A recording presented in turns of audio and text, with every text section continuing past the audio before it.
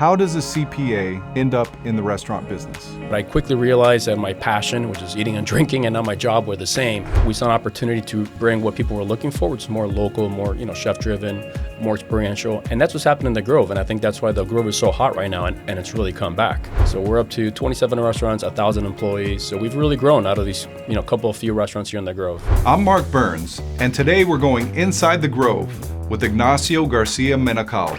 Ignacio is the co-founder and CEO of Grove Bay Hospitality Group, the hospitality company behind some of South Florida's most recognized restaurant concepts, including Glass and Vine, Bayshore Club, and the Michelin-starred Stubborn Seed. But unlike most people in the restaurant business, Ignacio didn't get a start in the kitchen. He started in finance, building a career at Deloitte, MasterCard, and Shula's before taking the leap into hospitality. In this episode, we talk about the journey from accountant to restaurateur, how Glass and Vine became the foundation for a growing hospitality group, and what it means to build restaurants, experiences, and community right here in Coconut Grove. All that and more right now on Inside the Grove.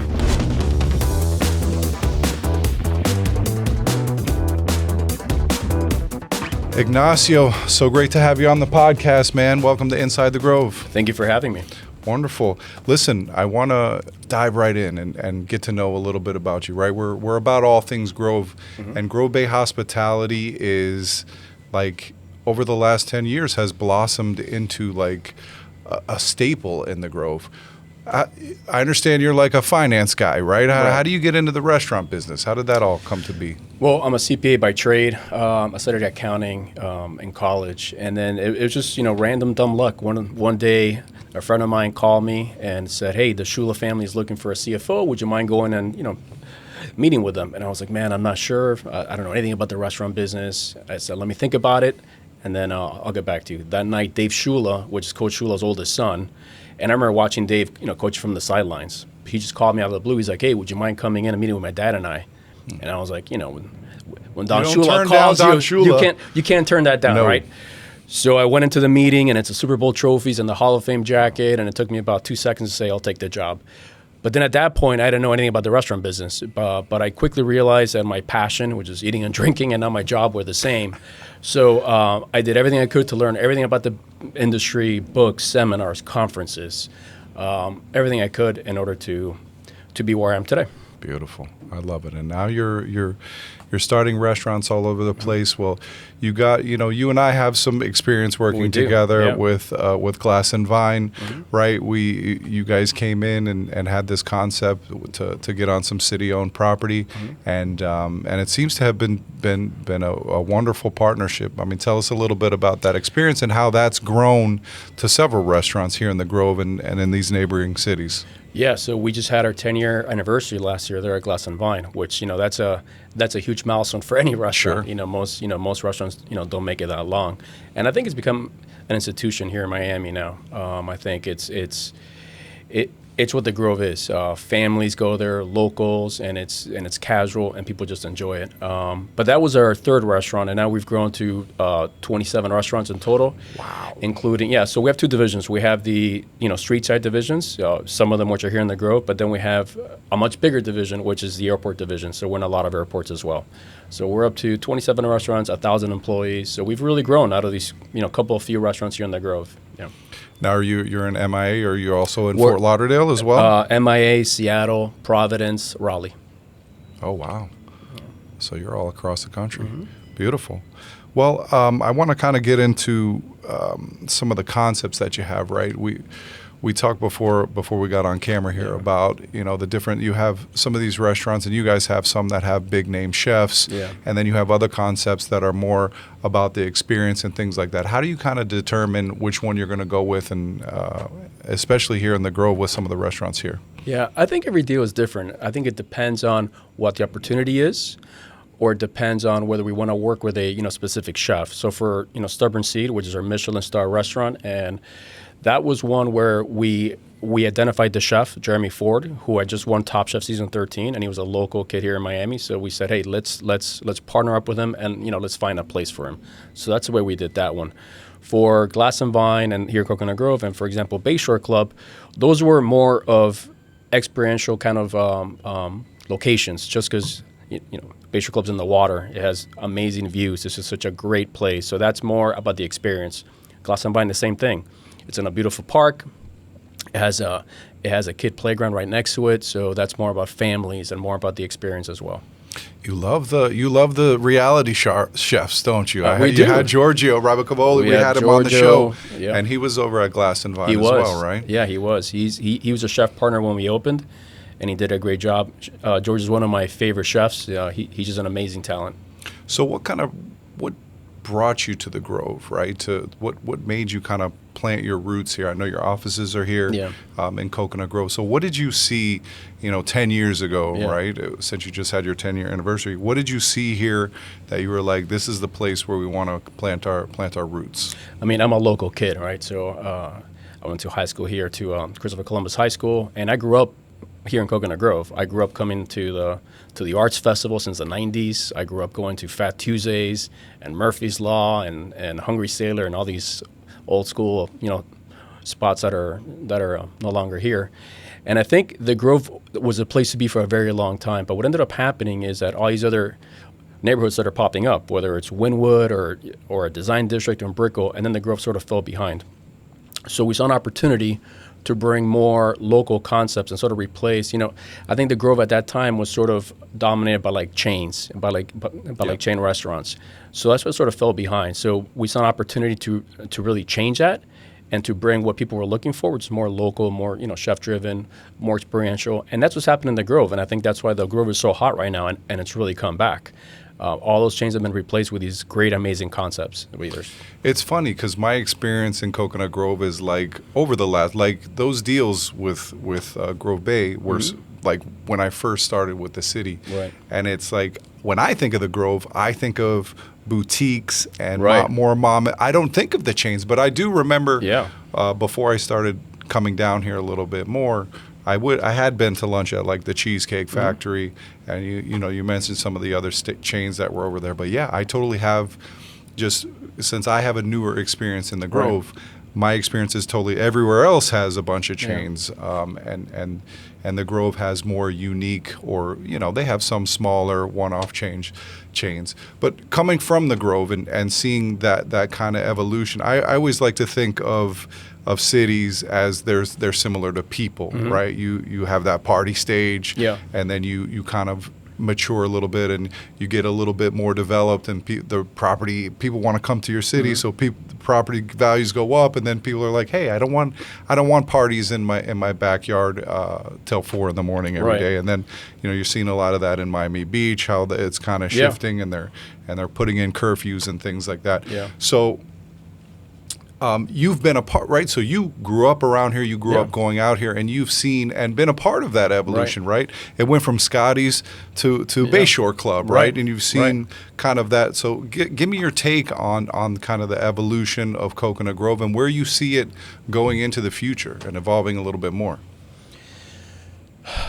I think the Grove is in its mature phase right now. I think it's changed from what it was before, and not just from a restaurant standpoint, but you talk about all the real estate, all the condos that have come up, very nice, very expensive. So I think it's going to be more of that. When we one of the things that we did early on when we took over the Regatta project, and Scotty's was there, and we knew Scotty's was an institution here. Sure. And one of the important things as we transition was, how do we keep what people love about Scotty so much? Obviously the views, but it's the vibe, it's a live music. So how do we we made sure that we incorporated those things into Bayshore Club. We were very cognizant of what the Grovites like and what they want to do. So yeah. Do you have over at Grove Bay, or I guess it's called Regatta Harbor, right? Yeah. Are there any concepts on the forefront that are coming out possibly? I remember there was, when it was first coming up, there was going to be more of like a high-end restaurant, and then Regatta Grove came in. Are there any ideas for additional concepts coming over there in the future? Yeah, so for the time being, I think Regatta Grove was going to stay there. I'm not sure. Our lease is like 85 years, so it's a long term. So for the foreseeable future, Regatta Grove is going to stay there. I think at some point we're going to have to build some, full service restaurants. But it's been so popular and it's been received so well by everybody. The sales are through the roof. So I think it's something that people enjoy going to. So I don't think it's going to go anywhere, at least for the short term. That concept has, from the wharf that was yeah, they've done a great job with that. Right on the river. Like Yeah. it's really they have one up in Fort Lauderdale. That concept has just taken off by Yeah. storm, and it's reasonable. It seems like it's a reasonable thing to Right. put up, right? And Right. it's not a huge amount of infrastructure and building and things like that. Well, think about it. That makes it very approachable for anybody in the city, not just Grovites, to go. If you put a high-end restaurant, it really limits it. Right. And I think something that the city is lacking is waterfront, property that that anybody can enjoy. Right. It is pretty limited, which is kind of weird to say because we're in Miami, right? But there's not a lot of public water, waterfront space that people can enjoy. So I think that's a concept that really, and that's the reason that it has so much volume, is that anybody can enjoy it. The food's not that expensive. The drinks are not that expensive. It's got a beautiful view. So.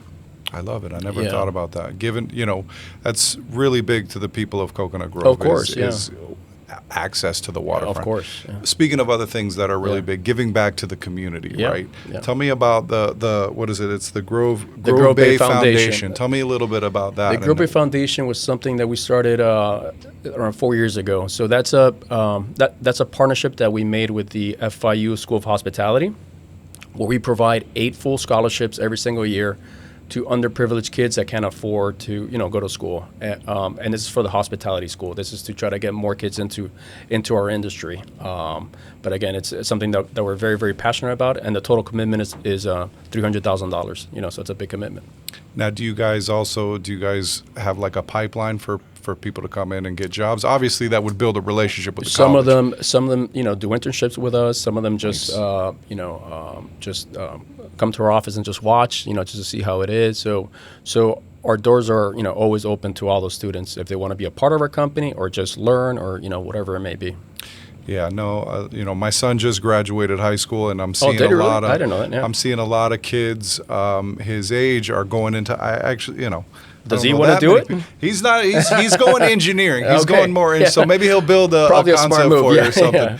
But a lot of my friends' kids are going into hospitality. So I've definitely told them, hey, I know a few people, so I'm going to be calling There you, you man. go. When Sounds good. I'd only bring you some bright kids, that I wouldn't Right. bring you any scrubs that aren't going to be able to help you out. I want to get your idea. Like, let's say somebody never been down to Coconut Grove. You have some family visiting. Which one of your restaurants are you going to send them to, and what are you going to have them order? If they don't have kids or kids, I would send them to Bayshore Club, and the Mahi tacos are our number one seller there. Fire, Yeah. for sure. Yeah. I also like the smash burger over there. Oh, yeah, it's, sure. It's very good. I tried it with lettuce and tomato, and it didn't taste as good with No. like why would I didn't You got know to take it that. the way it comes. Yeah. You got to take it the way that it comes. But listen, The they way said chef recommends. Yeah. Yeah, no, it's so much better with just the way that it comes. No lettuce and tomato. Just keep That's it plain over there, guys. All right, well, wonderful, man. It's been wonderful speaking with you. I want to finish things off with our Grove 3 here. All right, let's do it. Cafecito or cocktails? What's your pleasure? That's a tough one, but I'll go with cafecito. Cafecito. Mm-hmm. I do love my cafe. My staff, we always have our little cafecito parties every morning, and at about 2 o'clock as well. That's right. Where's the spot here in Coconut Grove that you like to get your cafecito at? I like Chugs. Chugs. They do a good job there. Yeah. Listen, that's like one of the only Cuban restaurants in in all of Coconut Grove. I think it may be the only one. So I don't That's have a lot of options. Yeah, Yeah. listen, all good. Yeah. Don't count the gringos out on their That's on right. their espresso. We just call it something a little different, but Yeah. it's still good. And the last thing I got for you, if you could describe the Grove in one word, what would that be? I would say bohemian. Very cool. Explain. It's just it's such a relaxed, cool vibe. It's just You think it effortless. still has that? I mean, think that's so. like the. Well, I that's think it's the changing. telltale- I think yeah. it's changing, but I think it still has that. I don't think it's ever going to lose that. Yeah, I agree. Yeah.